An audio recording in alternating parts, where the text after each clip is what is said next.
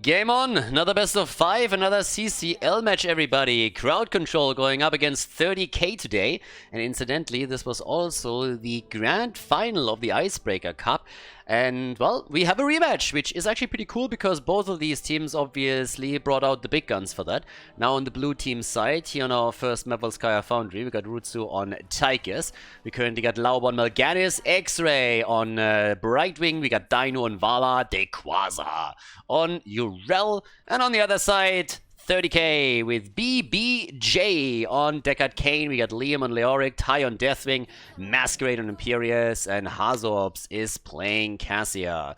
Yeah, and off we go. Now, once again, all these games are played on NA Central, meaning that European and Korean players have a ping disadvantage of 120 to 150 on average. Now that we got that out of the way, let's continue with our series. Best of 5, it's the first playday still of the CCL, which also means that for both of these teams it's obviously not only their first match, but also their first map in the league itself.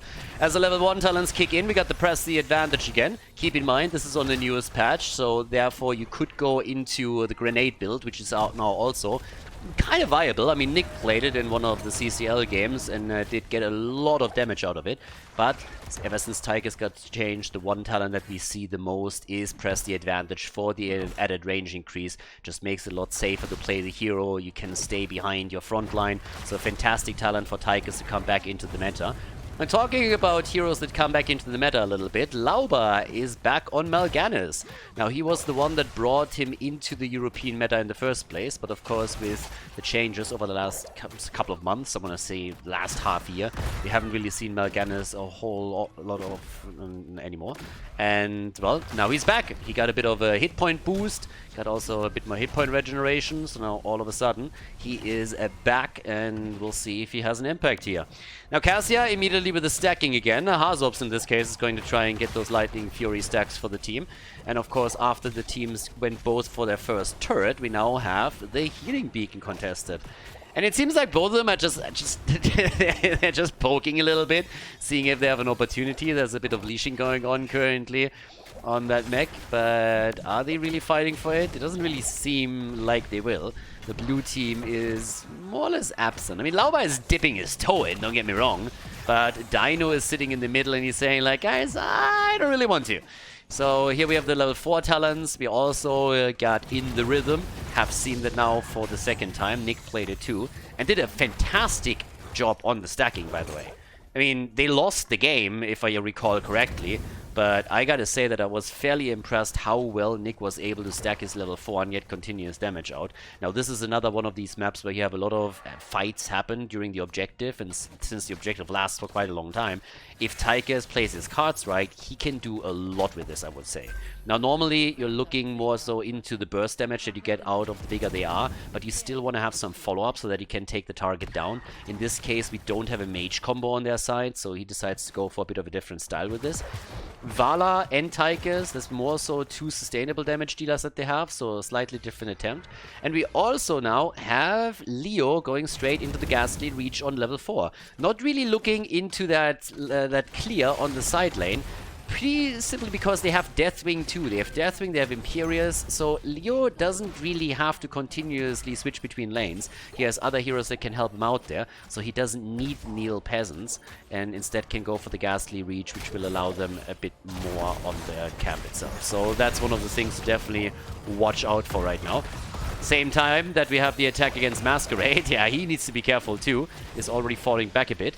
But as the first checkpoint gets contested, this means it's stacking time, not only for Tychus, but also for Cassia. Hazorps is going to try and get those Lightning Fury stacks delivered. And of course, we'll have to wait for that damage in the late game that can really help him to pick things up a little bit for his team. Level 7 talents kicking in for both of them at the same time. Both teams have left one of their side laners on the top and bot lane so that they can get the talent easily. Keep in mind, the camps are respawning, so there's a second turret now that can be taken too. And they hopefully will go for that pretty quickly. And we have Leo already working on it together with Deathwing, so the two of them are right on the spot. But with 38% to their name, they have a slight advantage here too. Now, talking stacking, we have Tychus currently sitting on 26, so that's not really too bad. As you can tell, with the increase that you have in this case, we are currently looking at him slowly but steadily getting it to an additional second of increase. And especially in the earlier stages, if you're good at stacking your level 4 early on, that it means towards the late game, you will just exponentially be able to increase the amount. And if you end up with a few additional seconds, you can get some incredible damage out in long drawn-out team fights. So that's exactly what Rutzo is going to be looking for over here. But, well, let's have a little bit of look. With our level 4 talent, we got the potion of shielding again, so BBJ not going into the Ruby. By the way, the Brightwing pick is also interesting for one reason. Well, hold that thought. Let's focus on this one first, because right now with the medallion already popped on Masquerade, they're trying to turn it after the initial engage went straight against the red team. 30k nearly lost the frontliner, but they turn it against Equaza, who'd also to fall back. But I wanted to talk for just a second about X-Ray's Brightwing pick, because I'm not even so sure if X-Ray really wanted Brightwing or if they just tried to deny it to BBJ. Because that could definitely be a really good pick for them. And yeah, just as a denied pick. Here comes already the healing beacon on the ground. Off we go. 99% have been accomplished. And look at Tychus. Tychus is at 46 right now on his minigun. He did a great job on this. And this is really where this map can come through for you. And you can get a lot of stacks out of this. Considering that we're only 5 minutes into the game, this is pretty solid. And if you can do the same thing now from the safety of the gate against the protector, that would help him even further. And Rutzo is already setting it up for exactly that particular move. Here comes the protector, there's the minigun, and, well, he gets pushed back. So a bit unfortunate for him. Kind of a missed opportunity here. Should have maybe waited it out just a second more. Now, for example, would be the perfect opportunity to get mad amounts of stacks. But he will definitely get another series through, so that should help him for sure. Level 10 abilities are ready for both of them. That brings us into the play with Odin. Keep in mind, we haven't seen a single kill yet. Yeah, 65 stacks by now for Rutzo. So he is getting more and more out of this. Tai on Deathwing, already coming in for his own ult. They're trying to isolate Urel. Protector still playing it out, and they get the kill against Cassia. First blood on the map. Crowd control taking the kill and trying to push against Masquerade here. The Entomb attempting to block them off, but instead we have heavy aggression against Imperius, who is able to walk out of it though. And Lauber was in trouble and had to pop his medallion as he gets attacked to retreat safely before he falls. 70 stacks by now for Tychus. We got 31 for Cassia. Both of the heroes stacking up nicely here. 14,000k and 13,000 for the two of them, with Dino and Isvala now coming in on 13,000 too. So, yep, all of the damage dealers, especially the sustained damage dealers, doing a decent job here. A lot of medallions have been popped in the last fight, by the way. Especially the red team had to really burn a few cooldowns on this one. So, yep. Same time now, here comes the attack again, straight through the bottom of the map. Already, as you can tell, another camp gets taken by both of them. That leaves us with a healing beacon up at the top, and we could see them move in for that once more. So everybody is starting to slowly but steadily focus their attention towards the top of the side of the map. Dead even in experience, by the way. Fountain has been taken down on the blue team side, so that's good for them. But, well, let's go. We got our 1 versus 1 setup down here with still a bit of a drain going on. Top side. Uh-oh, Resident Sleeper right here. And they're trying to go for a potential kill. Here comes the Valkyrie.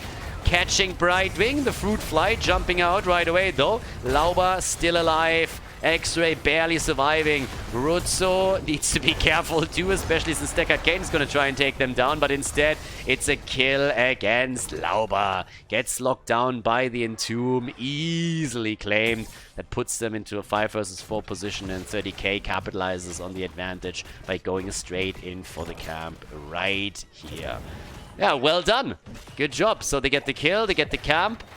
And now they can even push the top lane a little bit further and apply pressure to the fort.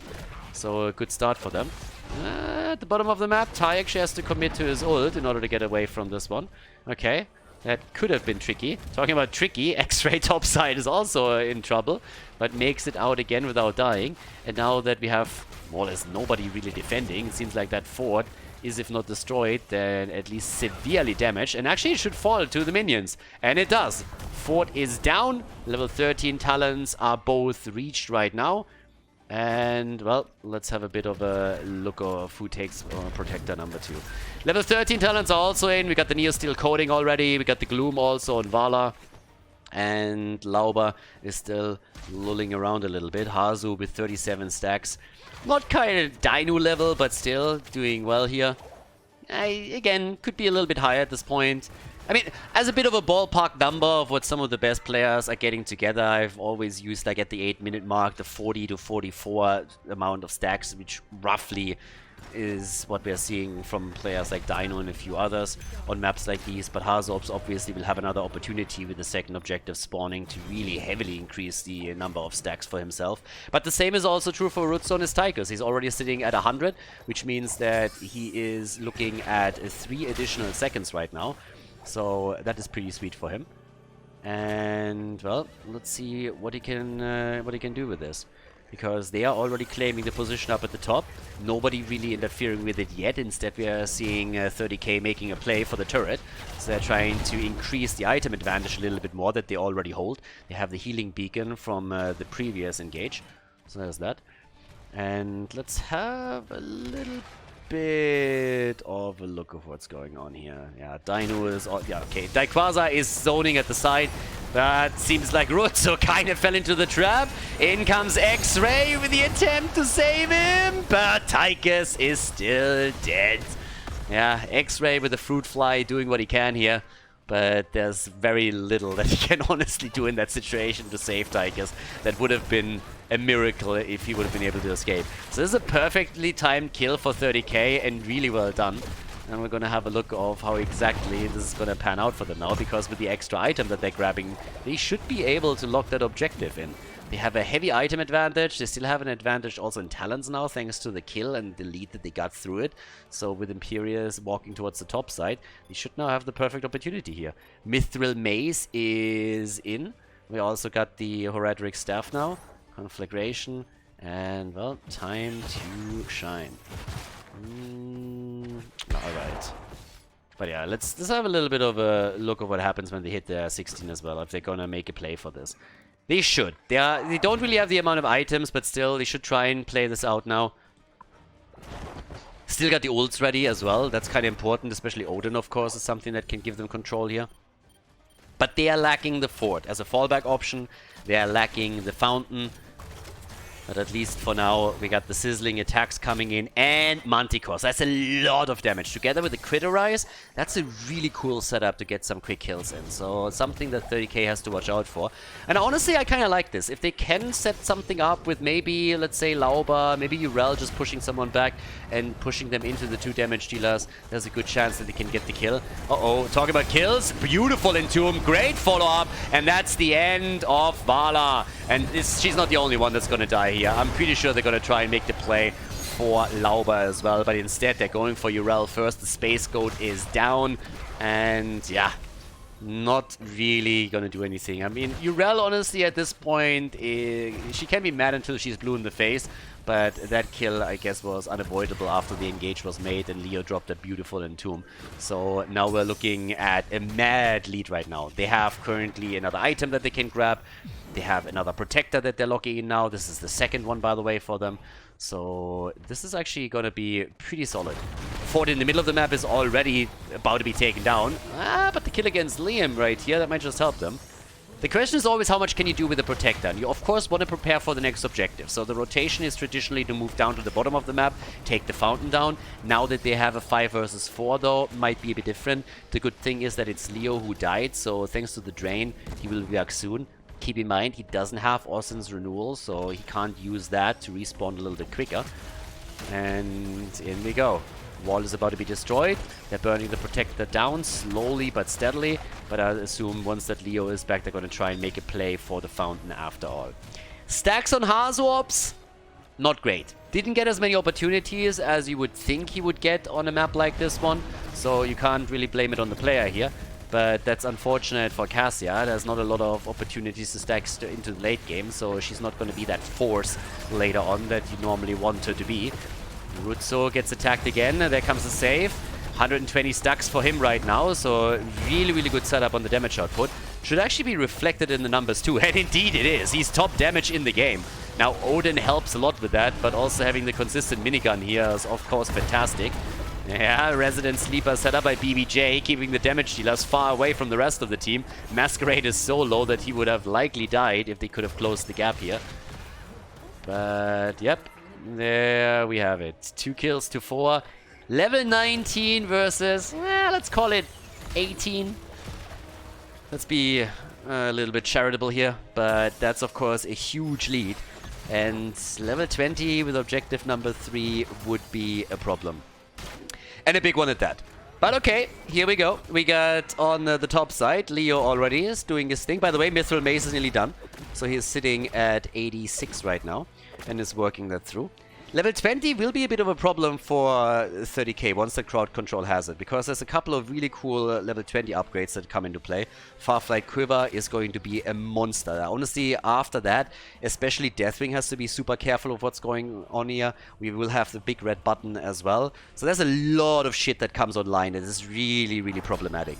Then again, first of all, I was just about to mention the Entomb, because now we have Buried Alive, and you can tell what that is going to do to someone like Urel.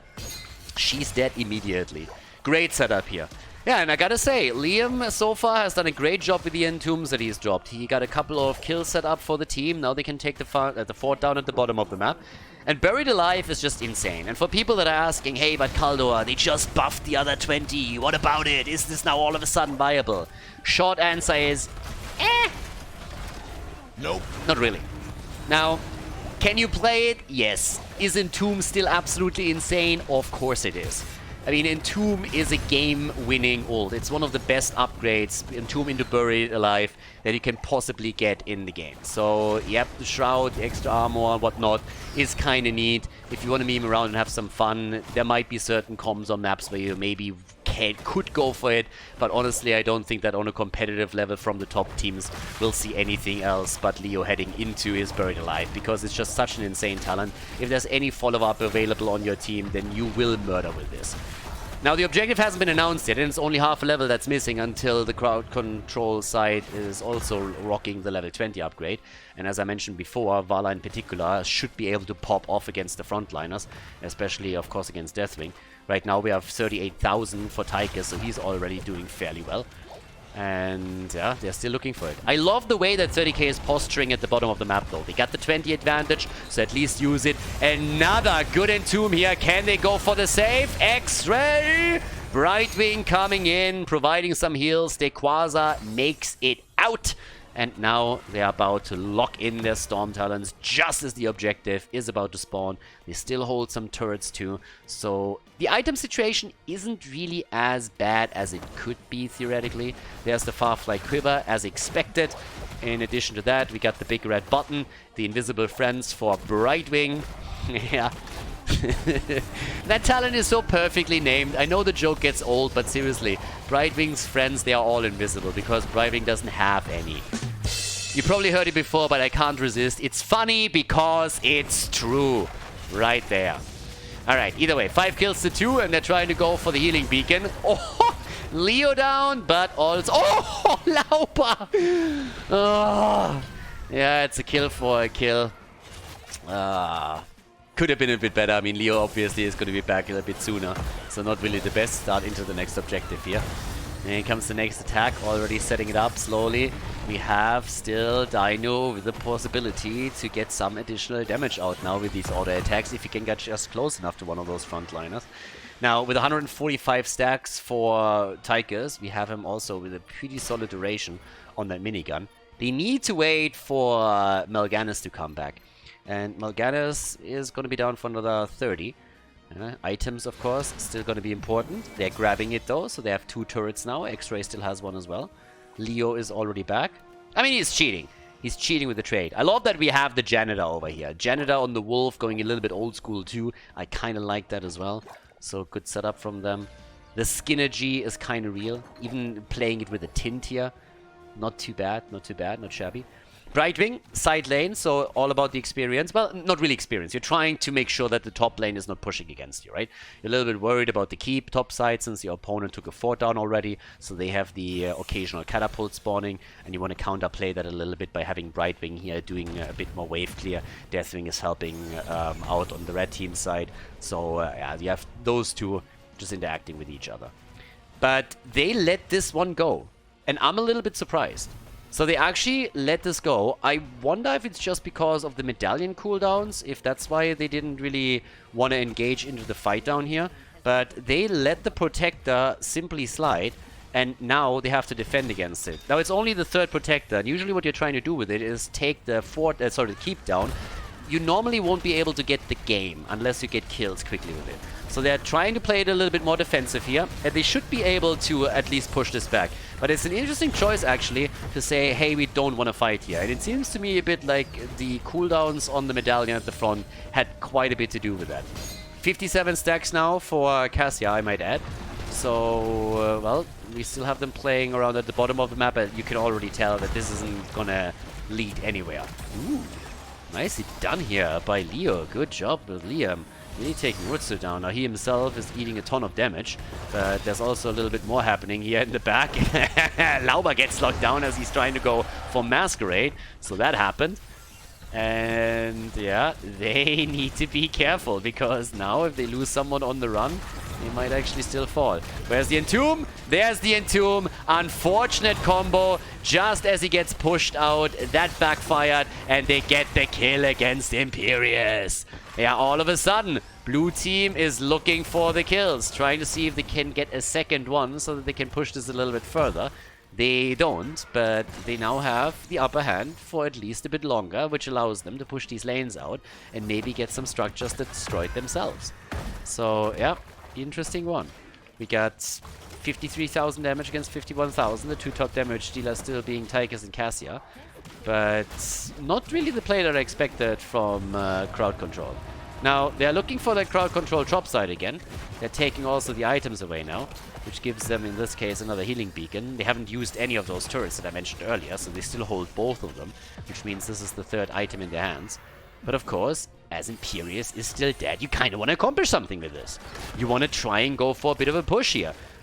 Go through the middle, take a fort down, maybe focus on the bot lane. Mid lane is the next lane where we're going to see a fort spawn, which might, by the way, also one of the reasons why they didn't go for a fight at the bottom of the map. Not only did they have several heroes that didn't have their medallion ready, but at the bottom of the map we still had the fort in action and a fountain. And if you feel like this is a fight that's too dangerous to take, then by all means. Another good Entomb. Another nice move here from Liam. Brightwing jumps in, and the Fruit Fly gets nearly swatted. But they're able to keep him alive, so X-Ray survives the save attempt here. BBJ comes in and attempts to set up another potential kill against Urel. That didn't work out either. That's a lot of cooldowns burned. Talking about cooldowns burned, they also had to burn a couple of medallions in those last fights. Imperius, before he died, used his. Now Leo just used another one. And with now 4 items in their hands, crowd control is starting to look a little bit better. They still haven't taken a single fountain down. They haven't destroyed a fort yet, and they really need to work at that. But they're looking at the top side, attempting to go for Liam, as it seems. Hazorps already sniffs out who's waiting here, and Liam is like, I'm not quite sure where to go here. Let's wait this out for just a second and see what we can do. Does have the Entomb again. I was just waiting for him to turn around and try to go for Dequaza. Brightwing pushes the bot lane. The continuous catapult pressure at the bottom of the map is, of course, starting to become a concern for them. With 22 minutes on the board, these catapults are hurting. Therefore, Brightwing has to push out the bot lane. It's the only global on their team. I mean, who else are you going to send? There's other heroes that have better wave clear, no doubt. But you want to make sure that you still can force a 5 versus 5 fight whenever you have to, or just help someone else out. So Brightwing is the one that will move down to the bottom of the map continuously. And Deathwing is now moving in very likely too. Trying to push this out even a little bit further is something that we could see here. Yep, there we go already. So X-Ray has to be careful. Top side, they're currently sitting around, setting a small trap up. Nothing too crazy. It's a little bit of a slower paced one now. But the next objective is spawning soon TM, which means that we'll see the big fight happening right here. Now, there's obviously no doubt that if the team fight is won by 30k, they're going to take the lead in the series, simply because they have the bot lane completely opened up. It's not quite so certain that crowd control will be able to end the game if they take the protector here. They could, it depends a bit on how many heroes they can kill if they win the objective in the process, because they still have to go through fort and keep, so there's a lot that can slow them down, technically speaking. But time will tell. And now we have our setup here in the middle. And the fountain is still there. 30k still has a fountain. On items, they are, well, a little bit behind. It's nothing crazy, but it's like one turret they are currently missing. Outside of that, it's fairly even. But this is now a really interesting position for 30k to be in. As long as they can keep that fountain, as long as they can play around the timing, that's going to be great for them. Big red button already gets used. They're popping it early. Rutsu is starting to take the position now that they're on 50%. So they're trying to push them back and forcing 30k to make a decision. Do you push into the big red button? Do you push into Odin? Or do you instead simply give the position up for now? And they wait it out. So they're going to wait as long as they can. Give the position over to crowd control. Nobody's going to push into Odin if they can avoid it, but they're already posturing around it, and they know that eventually they have to make their own move here. 62 stacks for Cassia. Nothing to write home about this late in the game, but still allows her to get some damage in. Odin is over, and with another 60 seconds on the timer, they are already retreating, trying to push these lanes back out. The problem is the same. Brightwing needs to deal with the catapults. We're 25 minutes in right now. Those catapults make it on the core, and they are going to absolutely murder that thing. I'm not so sure about that. I have no idea what Quasar is drinking, but that was a total suicide attempt here. I mean, damn son. You just jumped into a Leo with Entomb up. Now, that Entomb wasn't even needed. That's how quickly he died. But I have no idea what happened there. That was definitely not a smart move. And they are paying the price now. They are paying the price at this point. I mean, they are getting just murdered. It's a 4 versus 5, and the blue team is, of course, forced into it. They cannot do nothing else. They have to fight it. But that is a foregone conclusion, more or less. Bot lane is already pushing against the core. Now they have the protector, too. That was a bit of an anticlimactic end, to be absolutely honest with you. Urel apparently decided that she's not made for this world and just YOLO'd into it. Now we're Brightwing dead. There's the kill against Vala. And I don't know what just happened. I mean, the core is already falling, and here we go. So, Lauba is about to go down, and that's a 5-man team wipe, ladies. 5-man team wipe. And here we go. That's game. Easy peasy. Urel is back. Setzen 6 doesn't even try to defend here, and why would she? And well, there's a 1-0 lead for 30k. Game 1 over. Easy peasy lead for the red team after Volskaya Foundry. GG.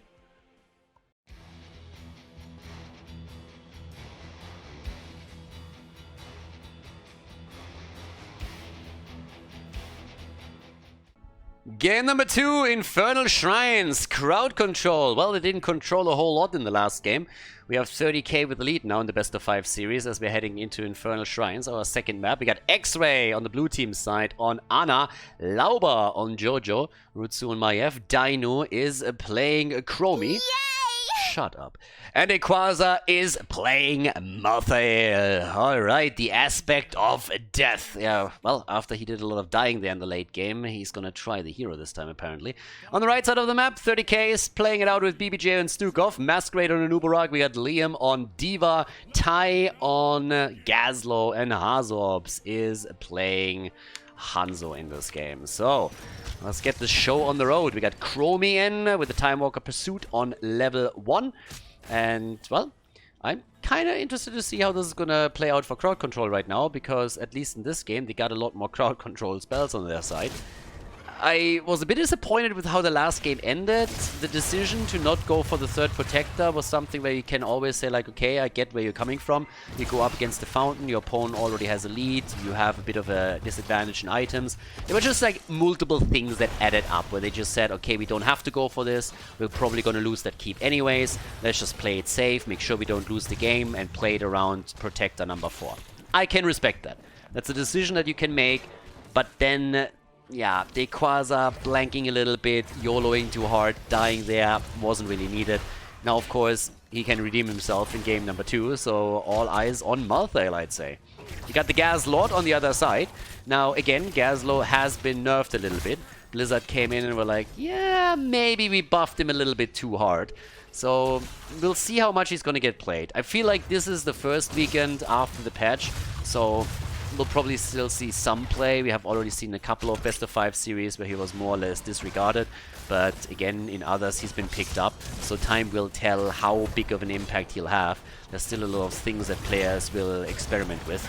I mean, we've even seen our Tychus with the grenade build, right?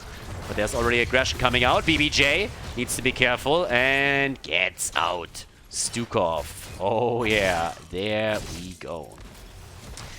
It's like, there's too many dumb jokes when you're looking at the Admiral. Stukov over here with this massive left arm. Yeah, he's definitely a lefty.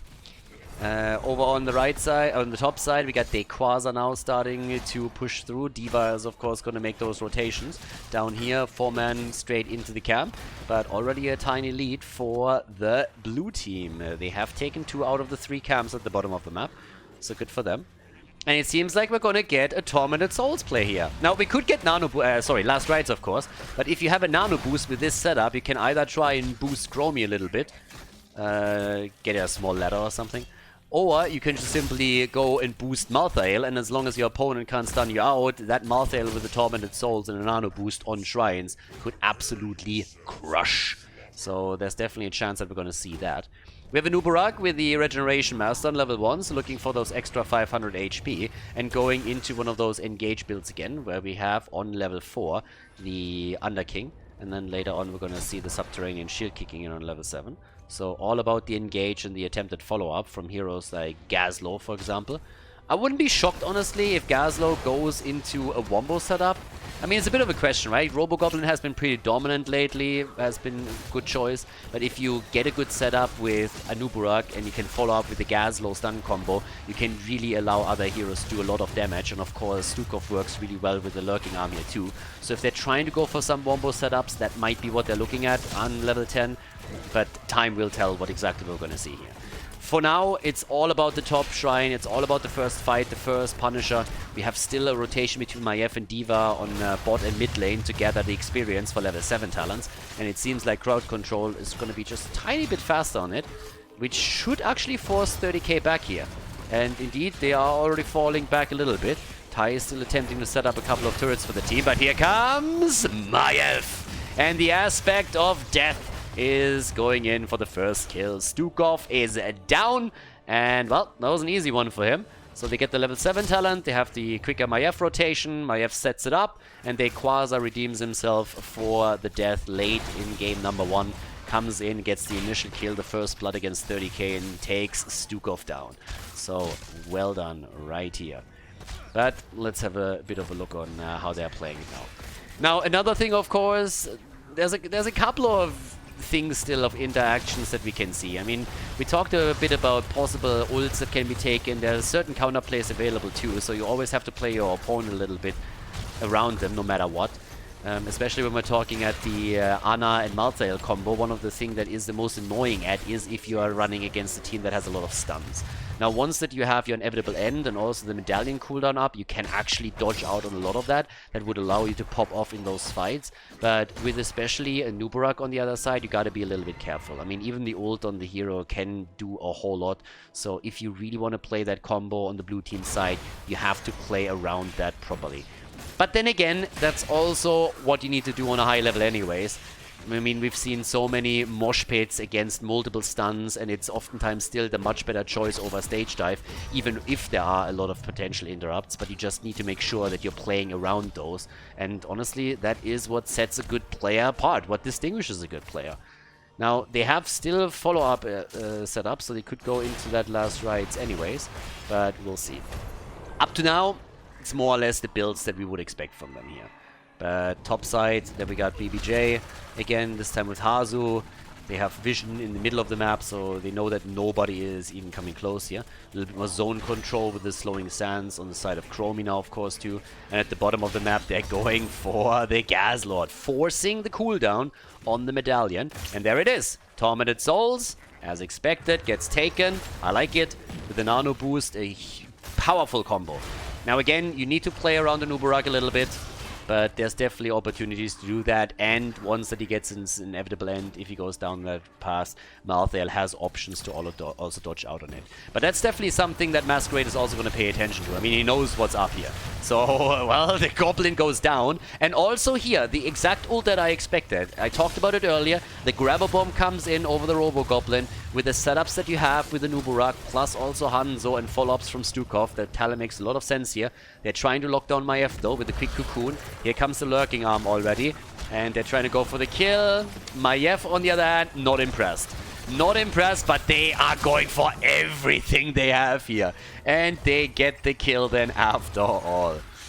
Yeah, guys, this is how you follow up on a kill. Take a good look at this one. So first they come in with the Cocoon. Maiev does everything right and jumps away, but they even commit the Hanzo arrow to this, and then eventually Maiev falls. So a nice kill. A lot of ults used for this one, but it gives them a bit of an advantage, at least for the time being. Now, note that we don't have an ult yet on Jojo. And Johanna has lately gone more and more into Falling Sword. You see that a lot against, let's say, an Ana player. You can put incredible pressure onto the backline with Falling Sword, and once you hit level 20, the cooldown reduction is incredible. But of course, if you're looking for that stun to interrupt any kind of combo on the other side, or lock a target down so that the rest of your team can get into good position and get the kill, maybe through the burst damage of Chromie, that's where the Blessed Shield really kicks in. So, up to now, we have... there it is, Falling Sword comes in, alright.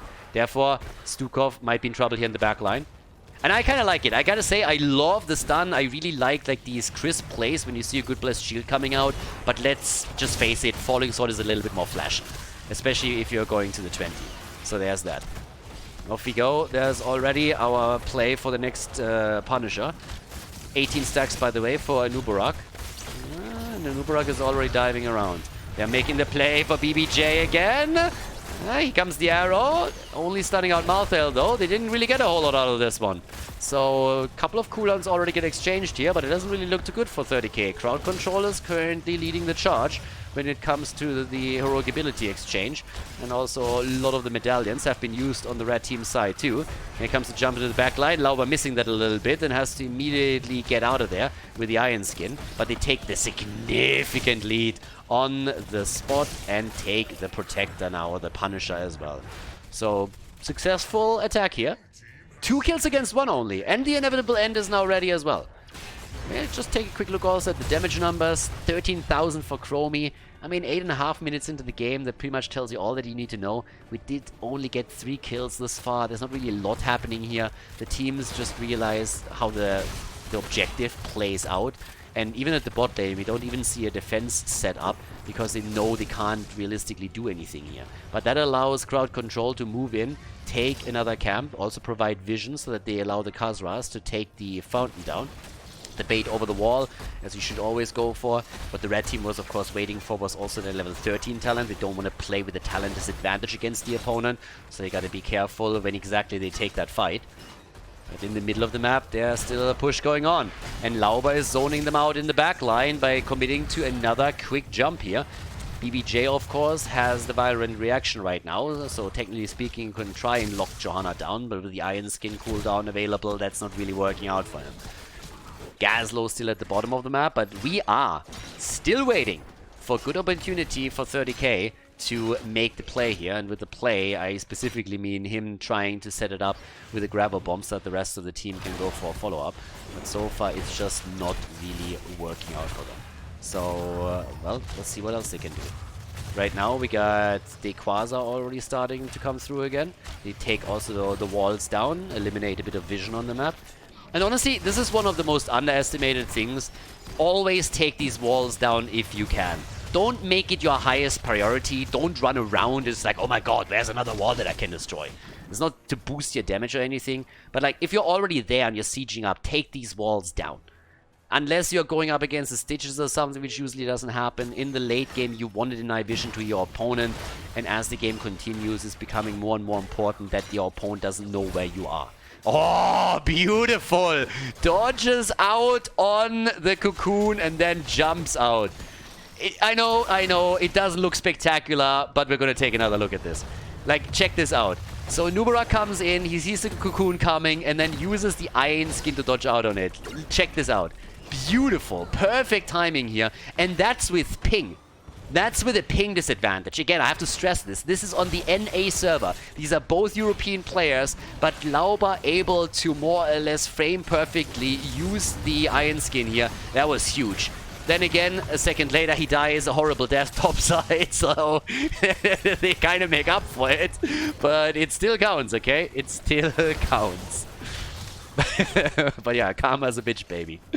Masquerade must be really happy here. It's like, yeah, you made me look silly just a second ago, but at least you're dead anyways. And Lauba is probably just looking at the screen right now. It's like, fuck! Started off so well, and then he dies anyways. Epic Enter is in again. So, Epic Enter gets chosen by Nubarak.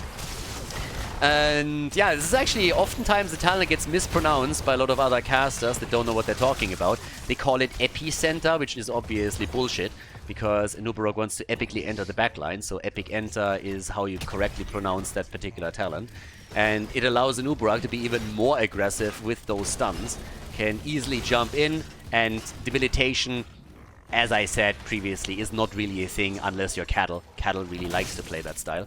But yeah, as you can see, at least the European players, we've seen it yesterday, we see it today. Epicenter is Epic Enter, apologies, is still the talent that gets played the most, and for good reason.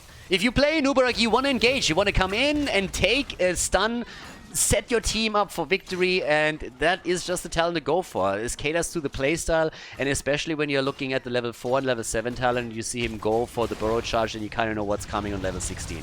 So there's that. Either way, Hanzo is down, and that was a pretty quick kill. Chromie comes in, sets the kill up. There's a little bit of a shove happening over here. The problem is that now Stukov is in trouble too, and here comes Malthael, the Gas Lord, doing what he can, but that is not going to help them here. Seems like BBJ is going to go down. Dequaza takes the kill. Nicely done. And now with the double kill against Stukov and Hanzo, they're looking at a great job here on another objective. Yeah, just like check this out right here. So they're jumping in, really well played. Dodges out also with his unstoppable frames on the combo from Gaslow. So that can't be used to help them any longer. Goes in for the kill, and now they have an easy way to get another Punisher. They take the fort at the top lane down even without the help of it. And it's a completely different game here.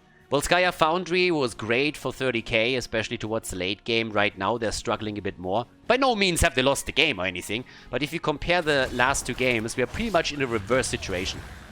Crowd Control is now the team that still holds on to all of their fountains and forts, and it is a 30k that is struggling heavily here.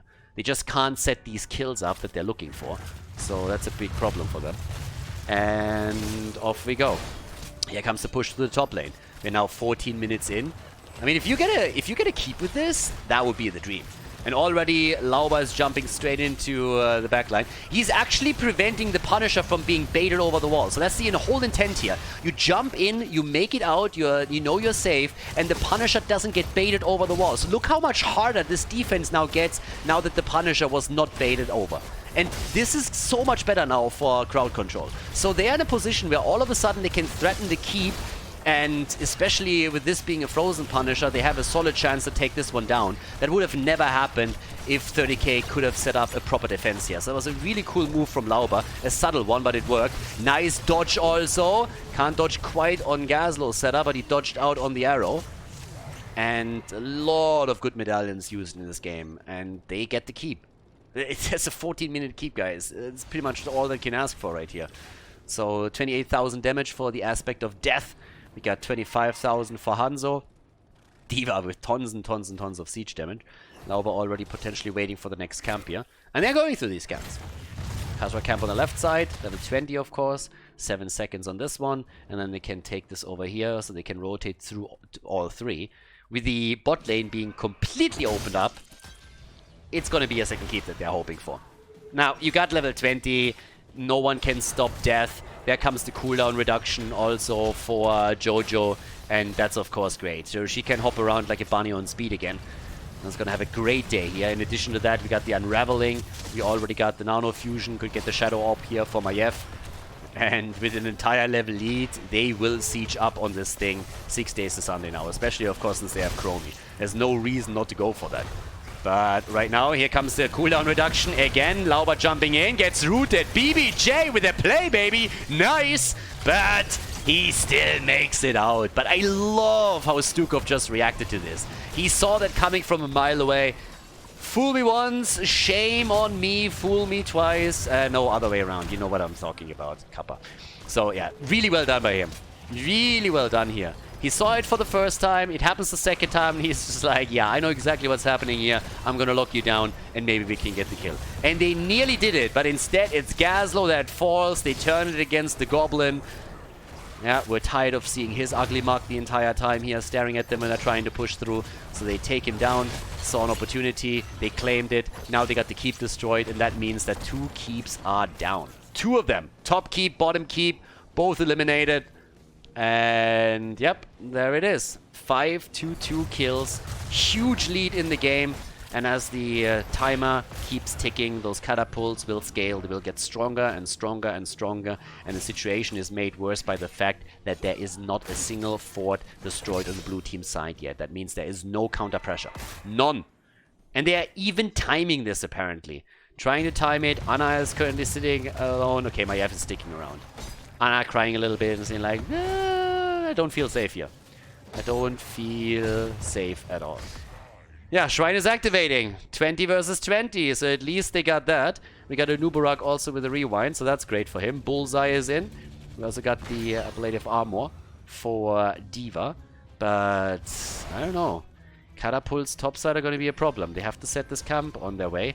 But it's 2 catapults here already, plus the camp. So this is going to burn through these waves very easily. Top lane will become a problem. The longer this fight lasts down here, the more the red team is going to be under pressure at the top of the map. Yeah, I mean, just look at this. This thing is going to be burned down in seconds. With 2 catapults and the entire wave plus a camp. I mean, are you kidding me? That is not going to stop them for long. And another catapult is already on its way. So they have to hurry now. They really need to go for it. And they're already trying. So the blue team has a lead in stacks, at least for the time. But in we go. We have Maiev looking for the opportunity at the back. Here comes the cooldown reduction for Jojo. And in comes Maiev. It's time for the cage, baby. 25 stacks against 19. Topside is pushing. There's the arrow and the kill. Maiev is down. Maiev is down, but Malthael gets the kill against BBJ. Yes! Hanna down, Stukov, Hanzo, everybody's dead. What the hell? Topside catapults are pushing in too. It's a 3 versus 3 right now on the map. But ladies, we have a core push coming with 3 catapults on their way. In the middle of the map, the Punisher has been taken by the blue team. Another bad piece of information here. 430k, and things are already starting to fall apart a little bit. Diva is now down as well. 3 catapults on the move. Over here, Gazlo is in trouble too. Anubarak is moving back, trying to defend, but already 72% are only remaining on the core, and the Punisher is just now moving his fat ass through the bot lane, trying to take that. Gazlo goes on a killing spree and takes Jojo down and is looking for Quasar. But things are really looking grim. Good bait in the middle. Masquerade is doing exactly what he needs to do. Trying to force the Punisher to go straight in for the last remaining keep. But down here, the shit is hitting the fan as Chromie is coming in. Goes for the timeout. And that is a win in game number 2 on Infernal Shrines for Crowd Control as they are tying the series. And we jump into game number 3.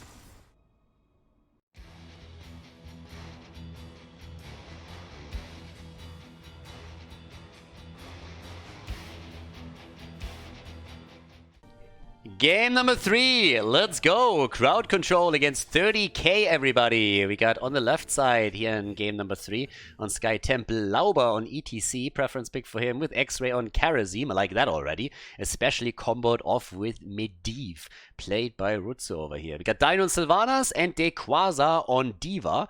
This is going to be a good one. On the other side, we got Lulcio for BBJ right now and Hazops on Abathar. Gotta love the slug, baby.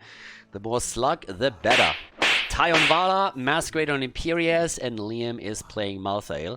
So, it should be a pretty cool one. Abathar, again, like, we'll have to wait what exactly they can pull off here with Abathar. It can be super annoying to go up against Abathar Lucio whenever you want to disengage from a fight, because it can easily come in and help you out with that. At the same time, Malthael, for example, sitting at the side lane is not usually the hero that you're looking to when you are afraid of an Abiathar symbiote on top of someone. We have also an arrow build now coming in from Vala, which means that she's going to be the one for the camp clear with a monster hunter here. But yeah, focusing a little bit more, I want to say, also on those shrine fights, not going into any kind of setup that would allow them to clear a bit more of those waves. Quick rotations coming in from Medivh. And Medivh, always a game changer. Well played, the hero can do a whole lot. Obviously, the stacks on the baseline are going to be heavily important for his later impact in the game. So we're going to see what he can do with that. If he gets killed, for example, if those get reset. We saw that actually lately a lot, right? So saw a lot of these guys that were completely taken out halfway through. But yeah, heavy rotations, and that's the beauty of having a Medivh in your lineup. You can just rotate quickly and your opponent will always try to play catch up. If you have an Abathar on the other side, it also means that your foreman should technically be stronger in most cases. But they're committing with everything they have. And this could decide how this game is going, at least early on. And Lauber dies, ETC is gone, the camp got stolen. So they trade the Siege Giants for ETC. That could have been worse. I mean, again, if they lose ETC and they lose the camp, then it's a different story. But with this little move, they at least don't fall behind in experience. ETC has a low death timer since it's this early. Probably the one thing that annoys them the most, or at least Lauber the most, is that he just used his medallion and died anyways. That's always a bit of a problem because, again, a 5-minute cooldown burned this early in the game. If you think about how long that death timer is, then that is obviously a big problem. But alright, so Lauber now dancing straight through the middle over here. Back to business. Level 4 talents, even quicker for them. Which gives us also the Raven Familiar right now. And yep, down to the bottom of the map. Dino is currently trying to help the Siege Giants to push a little bit. He's up against 3, he doesn't know that yet. But is playing the safe. Yeah. And for X-Ray, we got also the Earth Ally after the initial Iron Fist. Standard talent, of course, for Karazim if you ever play him.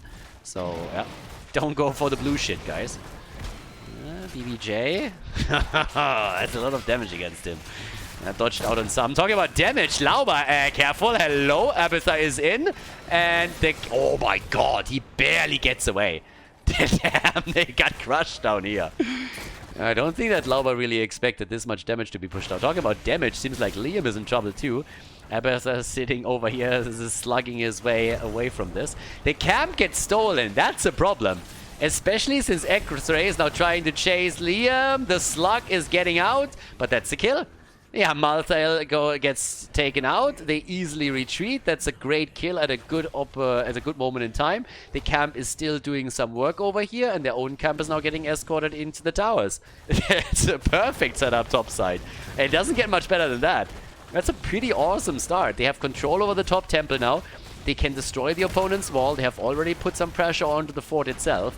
We have Sylvanas soloing the bot lane right now. ETC is in the middle, and Malthael is just now coming back. So it does really not get much better than this. Look at Dino. He's sitting at the bottom of the map just saying, hey guys, if you don't send anybody down here, I'm going to deal with this. And Liam is finally there to help out. But Dino can easily move away. And the top fort is going to fall. Let me double check. Yeah, there's plenty of shots. Dequaza should easily be able to make sure that the fort falls. That one is already taken down. Shots are now focusing into the middle of the map. Big advantage now for the team in blue. Crowd control is looking very, very good here. More and more shots fired. Finally level 7 for the other team. But if you start falling behind on this map in structures, then eventually you will have to make some questionable decisions. Now, one of the ways that this map... By the way, Medivh doesn't really stack well in this game. He had some great portals. I love the portal plays that we're seeing. But 6 stacks, 4.5 minutes in, that doesn't really help them a lot. To be fair, they got the kills or the kill at a time when the objective was up, so the traditional fight over those 2 temples didn't quite work out the way that they normally would. So in this case, not as many opportunities for Medivh to get those Arcane Rifts through. But anyways, he'll take quite a long time in order to stack that properly. As this continues, one of the things to still point out is that what can happen here is that we eventually see a move for boss. Now, it's a little bit weird to say that as the boss is just now about to spawn at the 5-minute mark. But oftentimes, if you fall behind on experience, you will be forced into a play later to try and make a Hail Mary play here. Right now, they're getting wrecked, though. I mean, boy, do they get murdered here. That was a huge engage, and they took Vala down. That's the only range damage dealer that we really have for 30k, which means another turret gets easily claimed. And they can now try and make a play for their own Siege Giants, defend the ones at the bottom, set up for level 10. They have a lead in experience already. Even with Abathur soaking for the red team, this is a concern. And talking about stacking, I mean, Medivh is not the only one that is a bit slow on stacking progress. Vala has only 2 stacks on her level 4. And that's just all indicative of the fact that we didn't have a lot of big fights happening here. If you look at the damage output, I mean, everybody except for Abathur is below 10,000 damage. Simply because of how the first objective played out. So right now, it's mostly about objective number 2, but with a 1 level lead and the level 10 ability for crowd control, they're going to try to burn through that wall and take the fountain down, and that would give them a massive lead on objective 2. They might even be able to get half the channel through before anything else happens. But yeah, they're opening it up exactly as expected. This is exactly what we just talked about. If they can take that fountain down, that would be an absolute disaster. Now the good news for 30k is that they nearly have level 10. But here come the shots from the temple, fountain is gone, and that gives a big lead on the bot lane to crowd control. Level 10 versus level 10, at least that's there. But still, here comes D.Va as they're moving in, ETC, 7-sided strike first of all, as X-Ray jumps out again.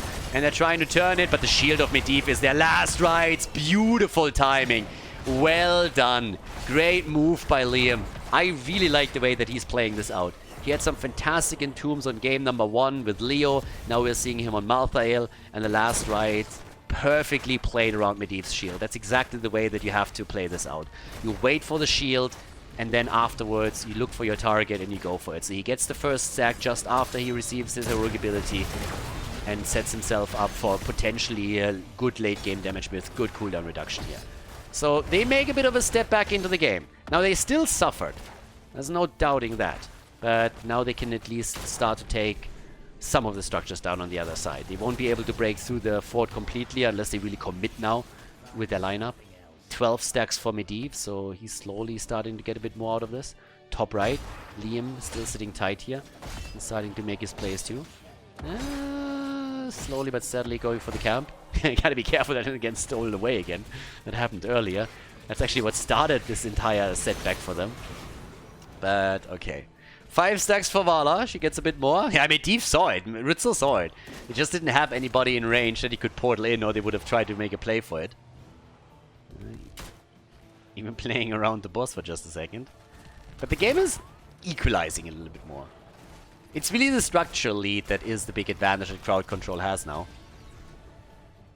Outside of that, kills are even. Experience, not a big lead. And they're taking the bottom fort now. They're moving in for it. Yeah, that one can't be saved. So, technically speaking, we're nearly even. The difference is really this fort. And Abathur, of course, healed that up. Mule is a great talent for Hazu, and this is one of the maps where it really excels, since the objective attacks the map directly, so it's absolutely fantastic here. And Dino's waiting at the sides. You don't really have any kind of big wombos. I mean, you could think about... Yeah, I mean, potentially you have a ley line into a mosh pit, but normally we don't really see it timed as that anymore. Still trying to take this down up at the bottom of the map.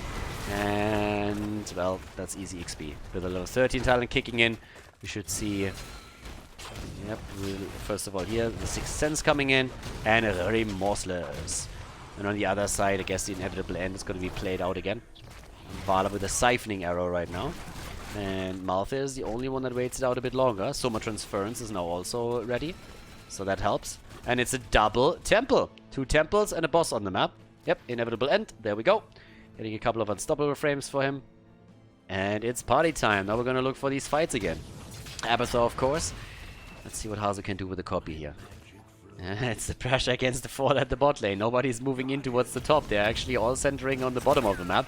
So it's gonna come to that 5 versus 5 battle. Just a question of when exactly the copy comes in. And that's more or less the go.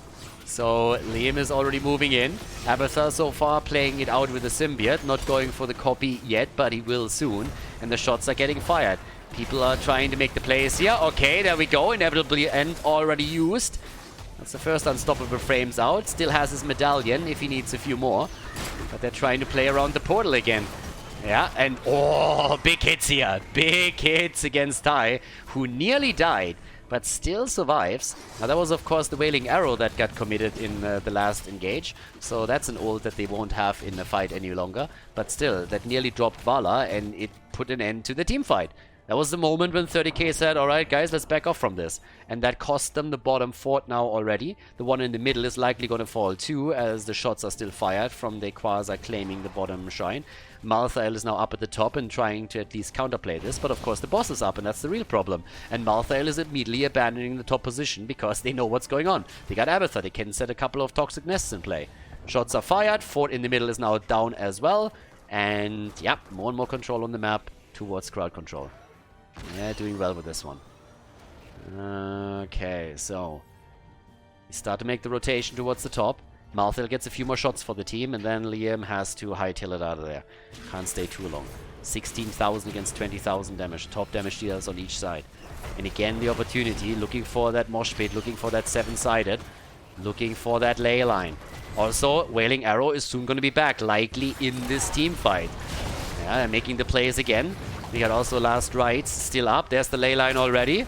Not really too effective right now. Shuts down Hazu's copy for just a moment. Allows them to disengage and wait the copy out. That's pretty much the only thing that you can really hope for here. Medivh is already providing the vision that they need in order to judge the fight properly.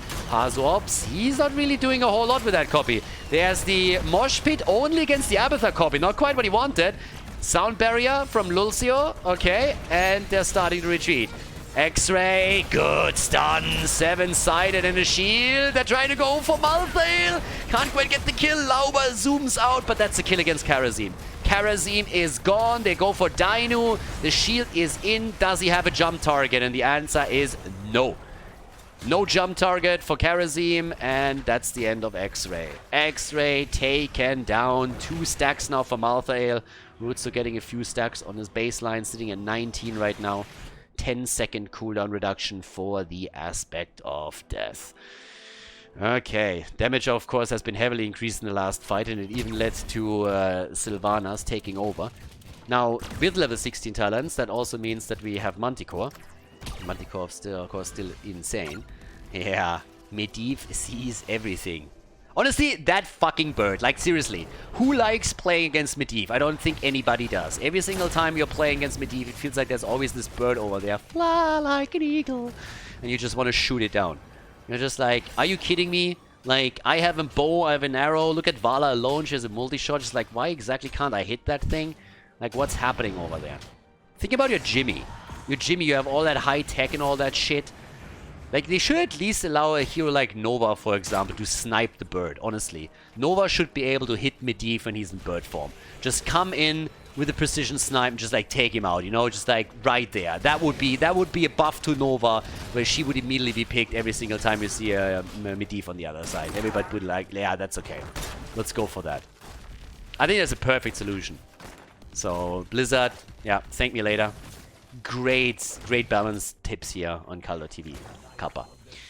But okay, 17 is there on both sides, and it's time to go for the double temple. It's fairly even in this game, I gotta say. But the problem is the structures. I pointed out... oh, nice, I like that. Take it, baby! Come on, can he take it? The explosion! And no! They take the camp. I like the move, though.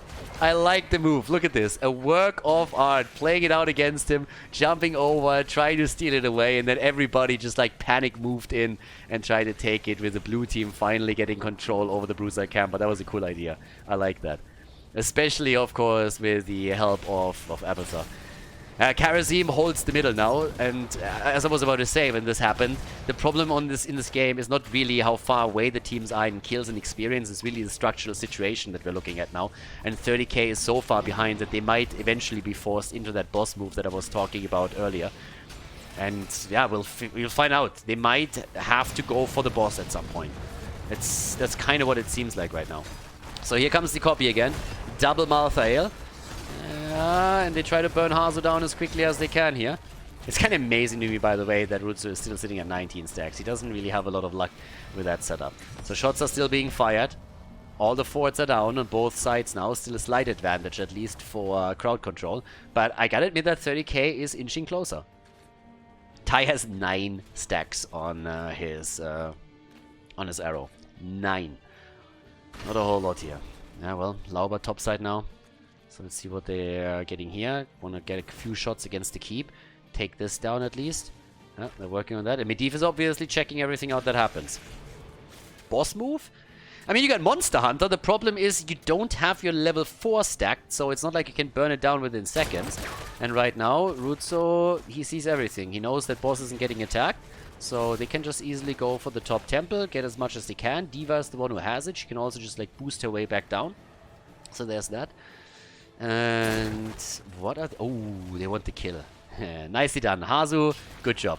Hazu knows exactly what could potentially happen, so he puts a toxic nest in, and they know what's going on. Really nice move by Abathur. That's how you can help out your teammates. Just think about what your opponent could possibly do with a good rotation, and then place a couple of toxic nests just so that you get vision on the map. So really well done by him. Yeah, now we have camps on the map.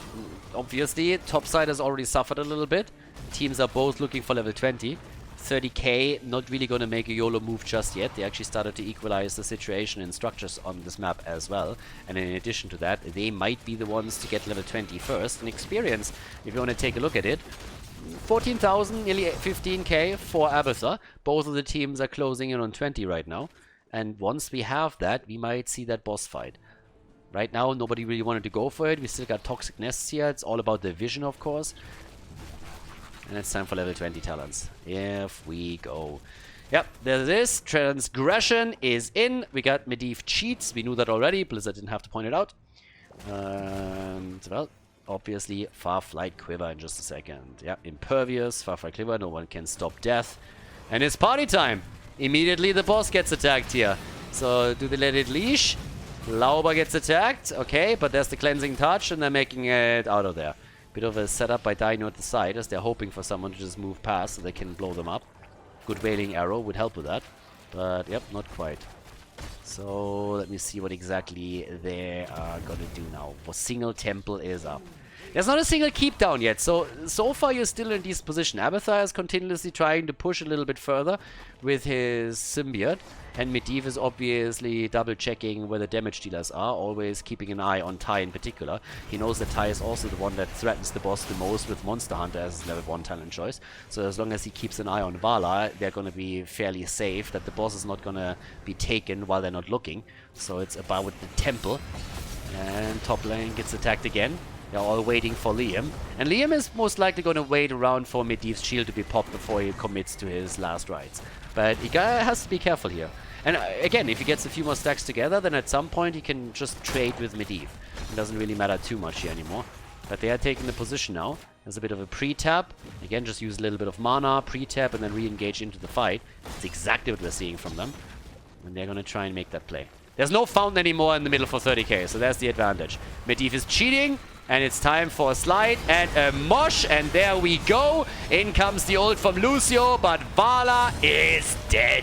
And so is Lucio. Lucio down, Vala down. That's a double kill right here. They want to go for Liam. Can they get the Malthael kill? And the answer is very likely going to be yes. Even with Abathur on his head, he's incredibly low. Yeah, here comes again another lockdown attempt. They go for Malthael. Liam is about to fall. Goodbye, my friend. And last rites doesn't do anything here either. big damage coming out. That's going to be a potentially even game. They can move through the middle right now, take that keep down, and maybe go for core. Boss is up too. You can still make the play for boss here. If you are comfortable going through the bot lane and taking another keep down, then you can go for the boss. But of course, with another 20 seconds on Lucio, they want to go for the core directly. And they got Sylvanas as well. So they're moving in. They're trying to get another kill. No one can stop death. Apparently, Medivh can. He takes Malthael down. And that opens up the core. The Slugger is trying to get away here. Nice job from crowd control. 7 kills to 4 towards the end. They lost on Volskaya Foundry, the initial map, but now they're taking the second win in a row in this best of 5 series. The first one in the CCL for them. A 2-1 lead after a victory on Sky Temple. Job well done by crowd control as we are slowly heading into game number 4 of this best of 5.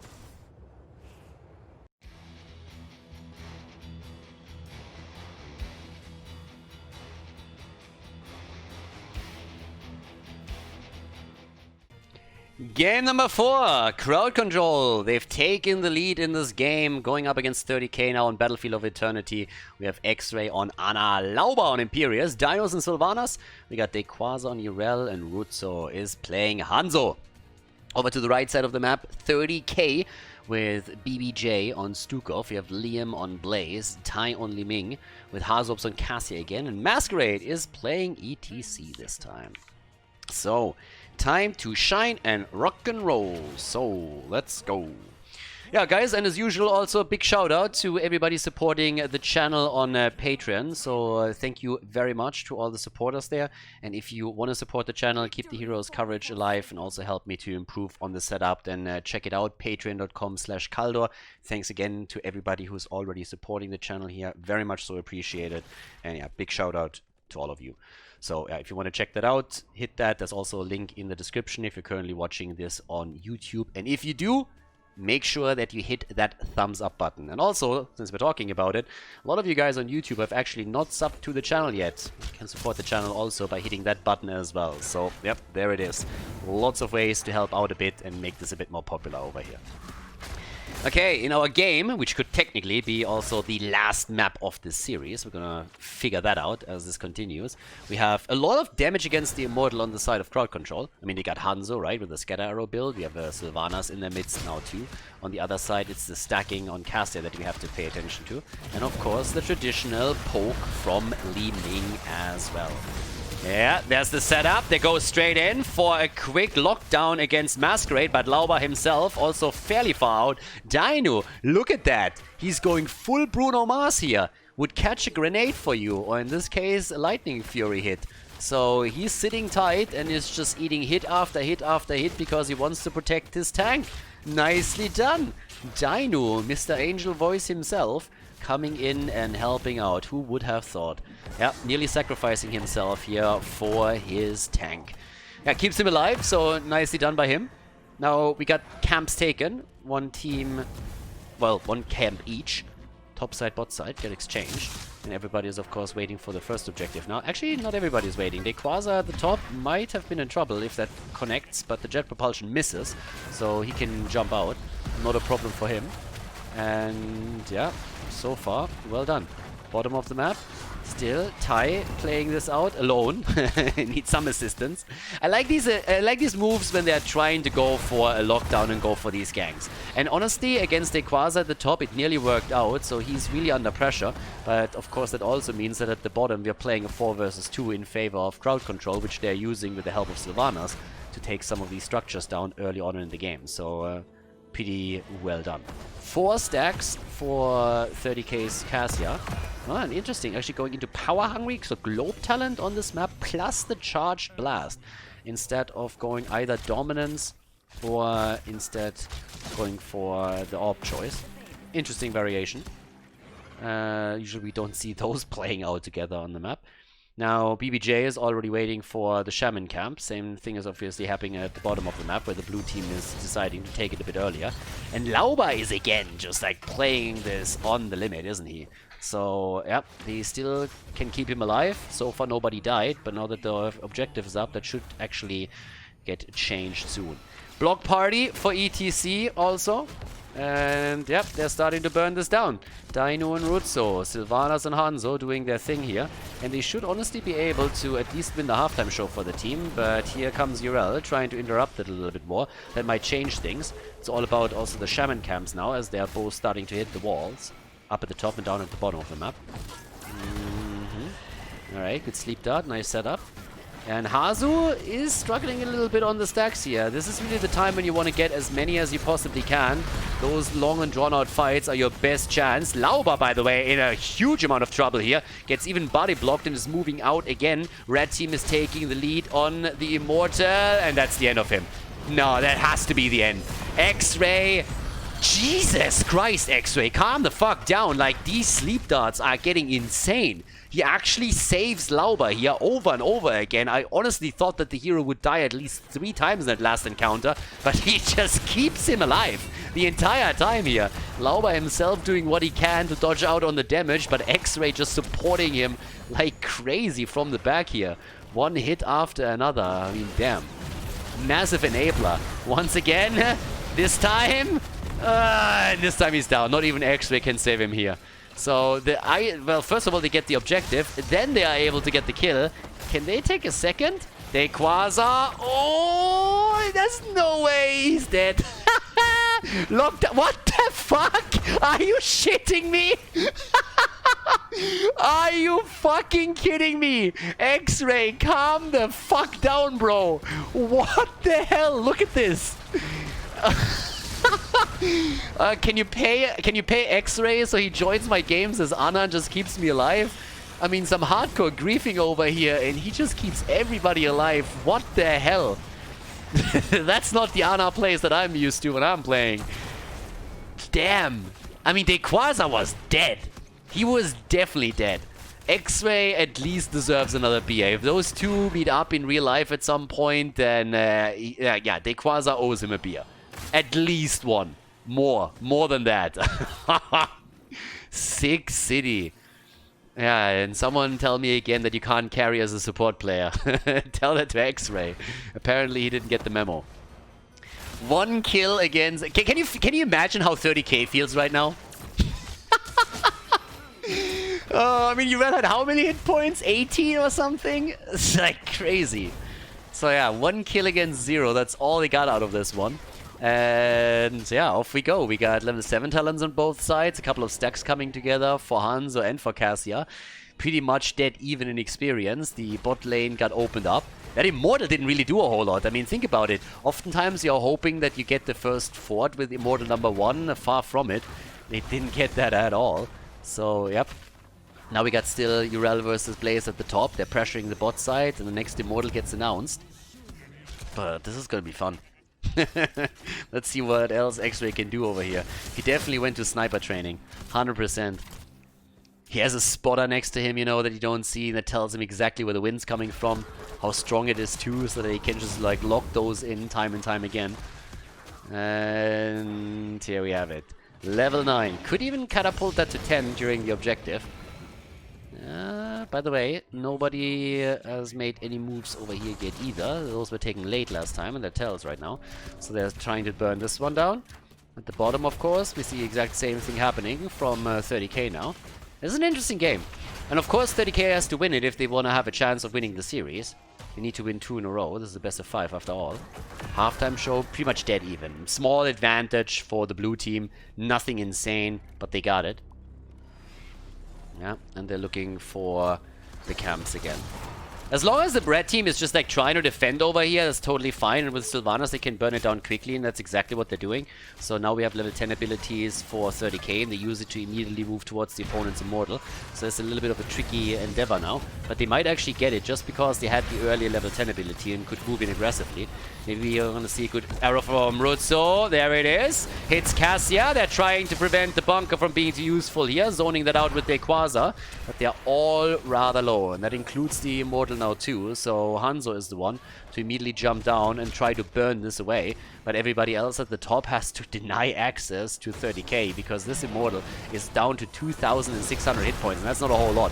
Yeah, Ana eats a lot of the damage that gets thrown out by Li Ming here. They're trying to make the play. Valkyrie is missing, and the blue team loses another Immortal, but they get the kill against Li Ming. Li Ming is down. Masquerade is also low. X-Ray is about to fall to Hazu and gets away with 100 hit points. Hazu gets at least the kill against Sylvanas, but dies a second later to the damage over time, and the fight is not over by any means. BBJ gets also attacked. BBJ! Oh, and... yeah! Here comes the Quasar. That's the end. Or at least it should be. And yeah, they're gonna get him. This time I'm pretty sure with my he's dead prediction. So that's 3 kills to 2. Stukov is down. Up at the top, Hanzo's the only one defending against the Immortal. Nobody else is pushing with it. Immortal might still get the 40 if this continues. But holy hell. What a game here. Very disappointing, by the way, for Hazu. Hazu is not really going to be happy with this. He didn't really get a lot of stacks together on the first map when he played Cassia. On the second map, it doesn't really seem like he's going to walk away with a ton of stacks either. We are 8-9 minutes into the game. He's sitting at 20 stacks. That's not really too crazy. He is still on damage on 15,000. So that's still top damage in the game. But if you're looking towards a heavily stacked Lightning Fury in the later stages, this is not going to be it. Arrow connects. They're trying to make the play down here. For Cassia again. Lockdown though. Nano boosted Imperius. Lauber, he gets boosted. And they lose Hanzo. They lose Hanzo and they might lose Urel too if this continues. They're trying to chase. Masquerade is already stealing the camp away from them. Dino gets attacked. Jumps out. Is able to retreat at least for now. And that's 3 kills to 3. Whew. Yeah, this is a spicy one. This is honestly one of the more aggressive games that we've seen in this series now.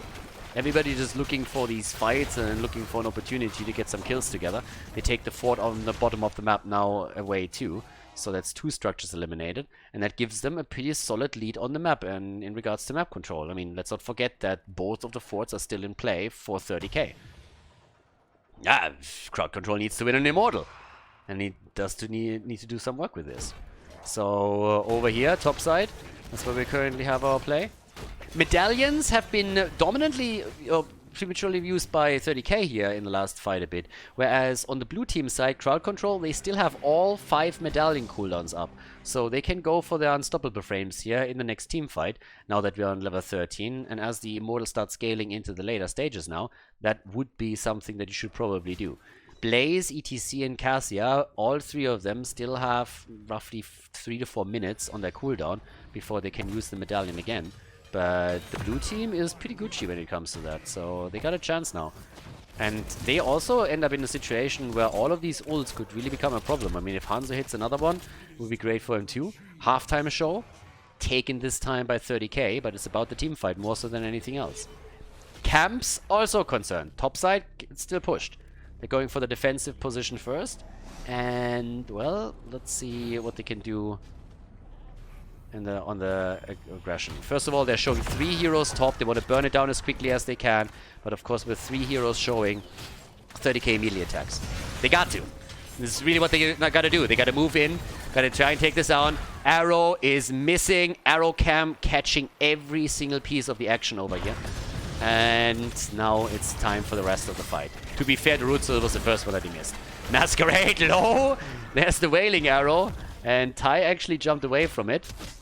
And over here, Urel is still attempting to chase them down. They are getting completely zoned away. Holy hell. So the blue team has now free access to the Immortal. Jumps in with everything they got. But of course, on the left side, as you can tell, this one doesn't have a lot of hit points left either. It feels like every single objective goes this way. So the blue team needs to go for these team fights and try to win a team fight battle, or they're gonna run into the same situation over and over again.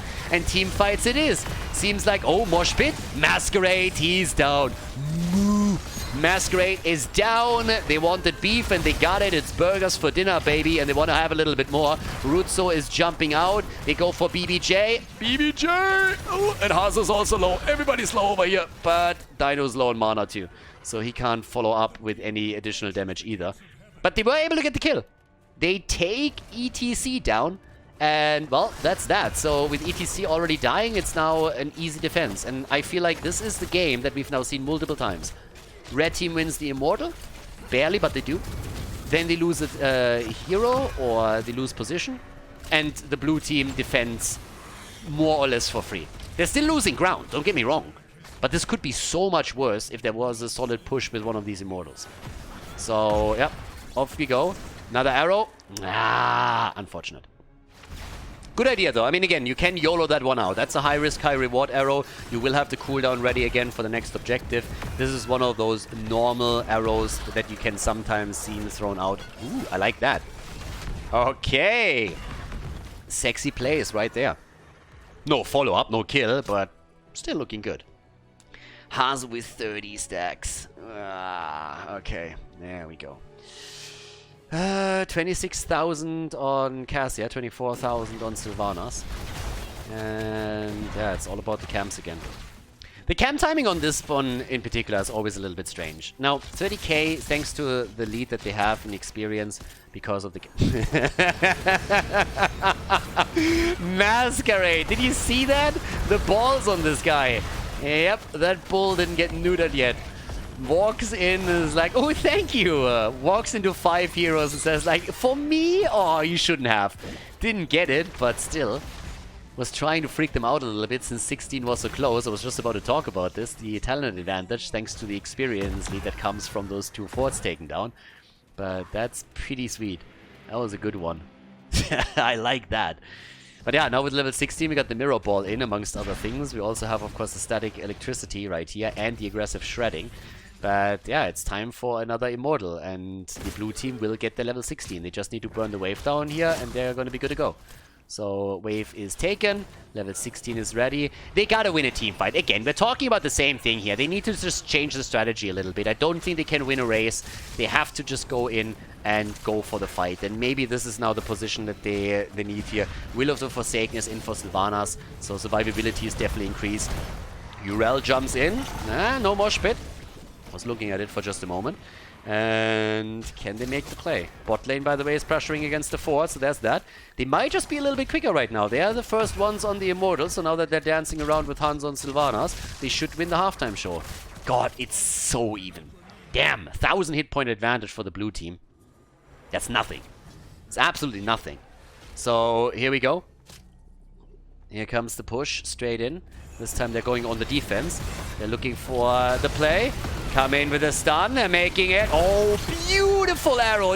Nicely done. They go straight in for the fight here. Mosh Pit is out. Stukov is dead. Reset attempt by Li Ming. They try to go for Dainu. Nano boosters hit Sylvanas. They're looking for additional kills. They got one so far, though. And finally, they might win an objective here. Crowd control. They got the kill this time. And now they are the ones looking for the first objective in this game for their side. And it works out. Good kill against Stukov here, but that fight, honestly, if that arrow of Hanzo doesn't hit anything, then I think Imperius is in a lot of trouble. That was a huge choke point fight right there with ETC committing to the mosh pit. Everybody just like zoned together, but then the arrow hits, and that really did a lot of work for them. So now the push up through the top lane is going to be quite crucial. If Sylvanas can move in, help out, disable the structures, they should be able to take down that wall, but they have to go through the camp first. And there's already a bit of a defense setup that we have. Quasar's trying to buy a little bit of space for the team. We try to burn through that. Immortal still has a few shields left, but not a lot. Fort needs to fall. I mean, honestly, 16 minutes in, you need to get that fort. You want more. Look at Urel. She's waiting in the wings, hoping that she can isolate someone on the other side and take him down. But nobody is doing her that favor. Arrow is missing. Yeah, that arrow does not connect with anything. Instead, the fort falls. Was an attempt to start the engage, but that didn't really work out. But they still have the Immortal left and can at least break through the wall. And you don't have to take the keep down necessarily, but you're of course going to try to. You have a couple of flanks set up against the back line. They don't connect the stun with X-Ray though, so Ana dodged out on the stun itself. And the Immortal is still doing work, as the rest of them is getting chased away here. So they're creating a lot of space for the Immortal to do work, but it's getting burned down by the keep itself. Still broke through the entire wall, and Cassia is the only one defending, which means that we're also going to have some damage on the keep. Talking about damage on the keep, you gotta deal with those catapults at the bottom of the map now. So these are also getting taken down. It's a heavy rotation game that we're seeing in right now. A lot of rotations happening, a lot of attempts to just dominate the map by going for camps, trying to set good rotations up against structures. Top side in particular has now taken a lot of hit point damage that could be picked off whenever they win another team fight. And what probably is a bit more important for crowd control, they finally broke through that experience lead that 30k had for such a long time. So they are now the ones that have a slight advantage and could get the earlier level 20. Be it as it may, Blaze is trying to remedy that fact at the top lane, is now rotating in to help the team out as crowd control is becoming more and more aggressive at the bottom of the map. Quasar was waiting for that rotation and slows him down a little bit. It's always about making sure that there's no flank hitting you with a stun, especially Ana in the backline has to be kept safe. And if Blaze is able to sneak in there, get the stun connected, and then, let's say, a Valkyrie follows up, then you know that you're in trouble. Can't lose Ana in a scenario like this one. So they're still playing this out. Poking slowly but steadily. Shaman camps are both up on the map. It's about the next objective. It's about level 20. 5 kills to 3 in favor of crowd control. And these late game kills in particular matter, of course. Death timers are also increasing, and as that's the case, you get more control with every single kill that you can get under your belt. So now all of the heroic abilities are back up. We're not going to see level 20 anytime soon. I mean, Urel has tried to push the top a little bit more, but there's not a lot of waves that she can get. Bot lane, similar situation. They take the camp. It's going to be 19.5. Maybe on the second part of the objective, they can get their 20. I mean, depending on how long this lasts, and if they are soaking the side lane, they can get to Storm Talons, but it's going to be an ask. Yeah, right now they're just like burning down towards the halftime show. Urel could slow down a rotation to save that fort, though. Yeah, but we have Harzobs going for the super safe path right here, so it's not going through the middle. Can't be slowed down. Both teams are going for the Shaman camp to take it down. But that bottom fort, still down. Fort is down. Guys, they got nearly level 20. And they are the first ones to rotate back into the middle. So, here's their chance. Keep in mind that this might be the last game. 30k has to win it. They have to win it if they want to force the final map and potentially win the series. So for crowd control, once they have the level 20 talent, if they can even take a tiny lead because of it, they should try and do that. And exactly that's the play. They have their 20 and immediately they move straight in for the Immortal. No hesitation. There's a bit of a poke happening from 30k. They're saying like, hey, get the hell away from our Immortal. But they are not willing to commit before they have their own Storm talent. They can't get the lockdown against Quasar. And the hit points have severely changed. Here comes Tal Rushers now as the 20 gets taken. We have the Rock Stopper right here for Cassia, plus the Bolt of the Storm, fortified bunker, and now the real poke battle begins. But the lead is there. Crowd control, they have a tiny advantage now. And if they can just get Hanzo in a good position to rock a couple of scatter arrows like this one, then they will slowly but steadily win this fight. So the onus is this time on 30k. Yeah, and here comes the lockdown. They're trying to go for it. They find an opportunity, but Lauba is still safe. Lauba is safe. Might still fall. Yeah, that was a good setup with the Valkyrie. And the Mosh Pit against 2. Mosh Pit is in, but ETC is dead. Lauba is dropped as well, but they got the double kill. Yeah, there we go. Down goes Stukov. They go for a little bit more. Liam is trying to rush away here, but it seems like more and more of the team are going to fall here. Arzobs is also in trouble. The 3 of them retreating together, but the Immortal gets attacked. And this is how all of this started up. I mean, the Mosh Pit was great initially, and then we have everybody turning on ETC right away. They take him down. Imperius dies too.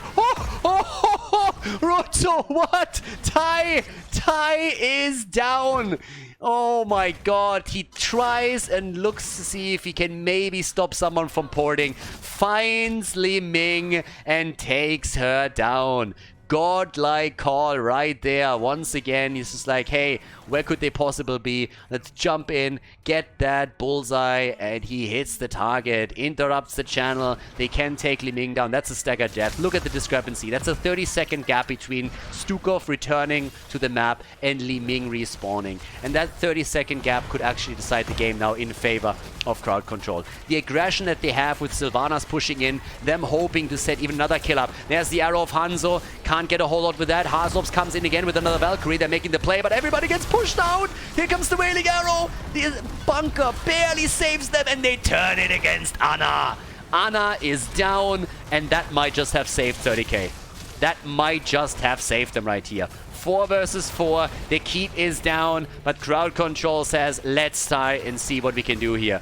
Yeah, they try to go for the kill, and that's the end of Hazu. Hazu is down, Cassia is dead, Blaze is falling, and the Immortal is still fighting. The core is going to lose some hit points. They might be able to go all the way here.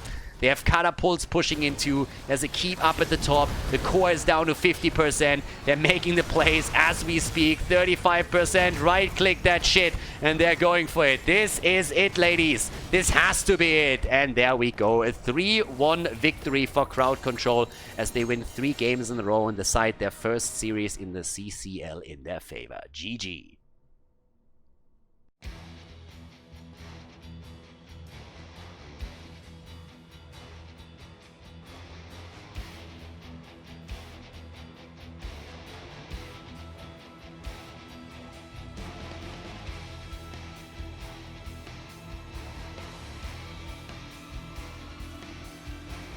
Thank you everybody for watching the video today. I hope that you enjoyed the show and the commentary.